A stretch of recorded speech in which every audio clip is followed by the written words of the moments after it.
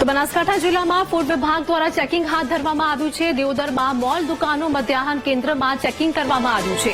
વિવિધ ચીજ વસ્તુના સેમ્પલ લઈને લેબોરેટરીમાં મોકલવામાં આવ્યા છે। 5 આંગણવાડી કેન્દ્રમાંથી તેલ, ચોખા, મરચું સહિતના 51 સેમ્પલ લેબોરેટરી ખાતે મોકલવામાં આવ્યા હતા। ખાણીપીણી મીઠાઈઓની દુકાનોમાં પણ તપાસ કરવામાં આવી રહી છે। તો સેમ્પલોના રિપોર્ટ આવ્યા બાદ વધુ કાર્યવાહી કરવામાં આવશે।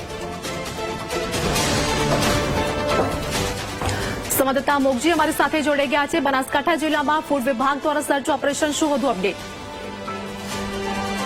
બનાસકાંઠા જિલ્લામાં ફૂડ વિભાગ દ્વારા ચેકિંગ હાથ ધરવામાં આવ્યું હતું। દિયોદરના જે અલગ અલગ જે મોલ દુકાનો સહિત જે હોલ હતા તેમાં પણ ચેકિંગ કરવામાં આવી રહ્યું હતું।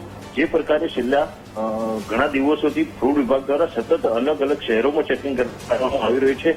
ત્યારે દિયોદર ખાતે જે 5 આંગણવાડી કેન્દ્રમાંથી તેલ, ચોખા, મરચું, મસાલા સહિત 51 સર્વિસીસ સેમ્પલ લઈને લેબોરેટરીમાં મોકલાયા હતા અને સમગ્ર આ જે દિયોદર શહેર છે તેમાં મરચું મસાલાની પેઢીઓ ઉપર પણ તપાસ હાથ ધરવામાં આવી હતી અને મોડી રાત સુધી જિલ્લા ફ્રૂટ ટીમ દ્વારા સેમ્પલ લઈને ફોરેન્સિક લેબોરેટરી ખાતે મોકલવામાં આવ્યા હતા અને સેમ્પલોના રિપોર્ટ આવ્યા બાદ આ કાર્યવાહી જે દોષી હશે તેની સામે કાર્યવાહી કરવામાં આવશે। જે પ્રમાણે બનાસકાંઠા ફૂડ વિભાગ દ્વારા છેલ્લા ઘણા દિવસથી અલગ અલગ શહેરોમાં ચેકિંગ હાથ ધરવામાં આવ્યું છે અને ગઈકાલે જે દિયોદરમાં ચેકિંગ હાથ ધરવામાં આવ્યું હતું તેમાં અલગ અલગ પેઢીઓમાંથી જે સેમ્પલ લેવામાં આવ્યા છે અને સેમ્પલ અત્યારે લેબોરેટરી ખાતે મોકલવામાં આવે છે અને લેબોરેટરીના રિપોર્ટ આવ્યા બાદ તમામ સામે કાર્યવાહી કરવામાં આવશે।